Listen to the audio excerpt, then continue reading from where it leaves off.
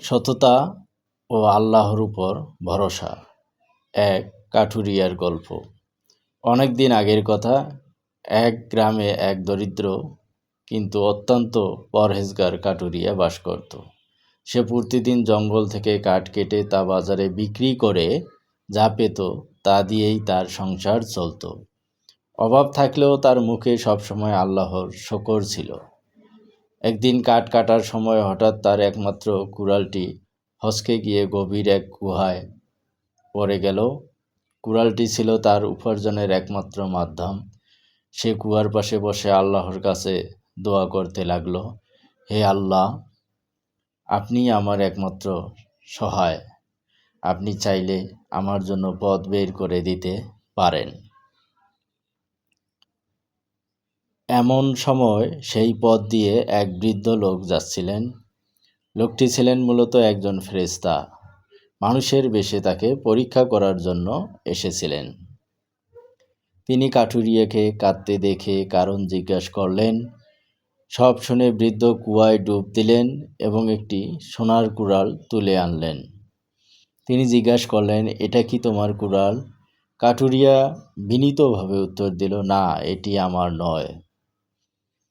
বৃদ্ধ আবার ডুব দিলেন এবং এবার একটি রূপার কুড়াল নিয়ে আসলেন। কাঠুরিয়া এবারও বলল, না, এটাও আমার নয়।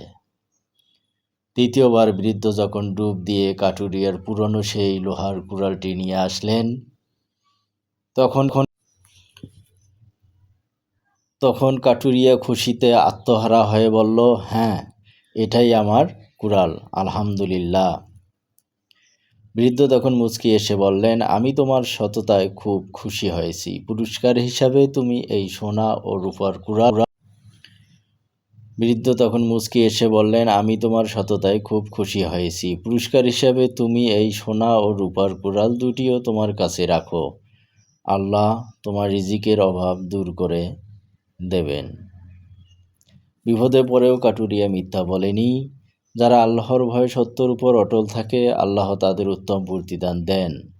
নিজের সামর্থ্য ফুরিয়ে গেলে আল্লাহর উপর ভরসা রাখলে অভাবনীয় উৎস থেকে সাহায্য আসে। বিপদে অস্থির না হয়ে আল্লাহর সাহায্য প্রার্থনা করা মুমিনের বৈশিষ্ট্য।